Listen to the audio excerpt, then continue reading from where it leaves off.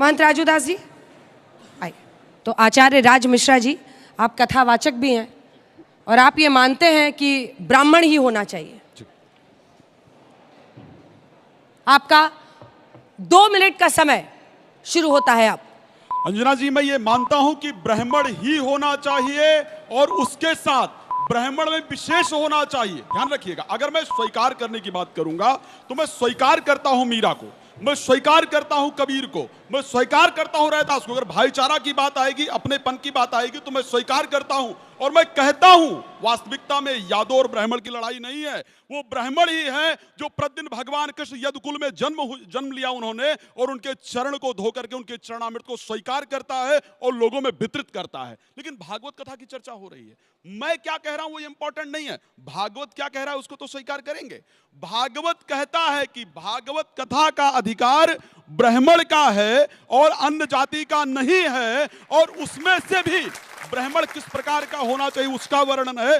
विरक्तो अनेक धर्म विभ्रांत, जो धर्मों का ज्ञाता हो, स्त्रैणा पाखंडवादिना, जो पाखंड इत्यादि से अपने आप को दूर रखता हो, सुख शास्त्रोच्चारा त्यादित, अगर वो भी पाखंड में विलुप्त है तो ऐसे ब्राह्मण का भी त्याग कर देना चाहिए। और सबसे पहले बात कर रहा हूं, कौन कह रहा है भाई भागवत कथा की? सुन लीजिए, भागवत कथा सिर्फ कथा नहीं है।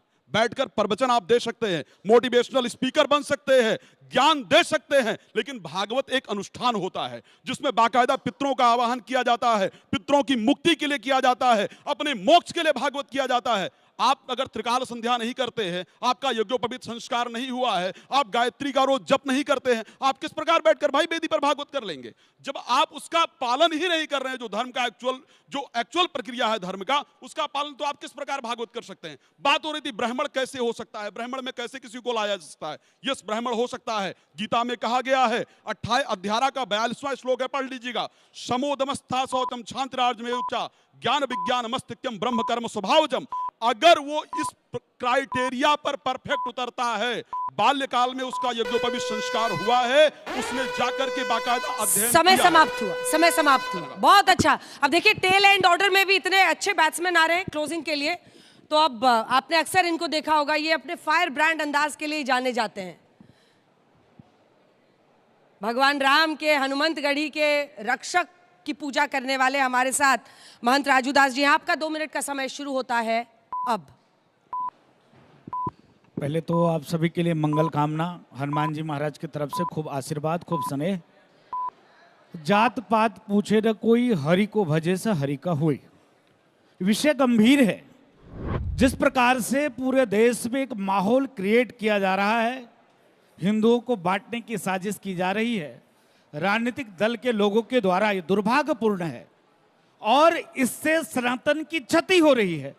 उस सनातन की क्षति कैसे बचे, कैसे हिंदुओं में समन्वय हो, कैसे एकता हो। सनातन सिखाता धर्म की जय हो, अधर्म का नाश हो, प्राणियों में सद्भाव हो, विश्व का कल्याण हो। ये सनातन सिखाता है, सनातन संस्कृति सिखाती है।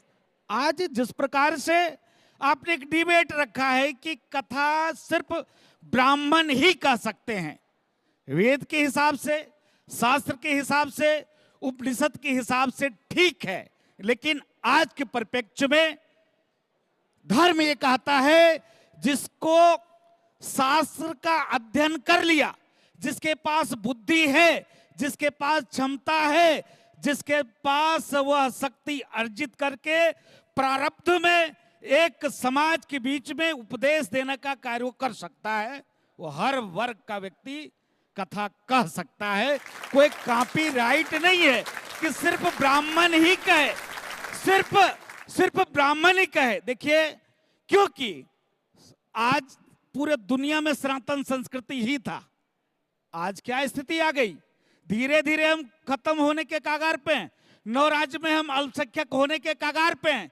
यही स्थिति बनी थी, जिसका परिणाम स्वरूप था कि आज ये स्थिति उत्पन्न हुई। इसके नाते हमारा कहना है, हिंदुओं का कहना है, अगर उस योग्य है वक्ता तो आप कथा सुन सकते हैं, कथा सुना सकते हैं जी। इसके नाते हम समय समाप्त हुआ। जबरदस्त।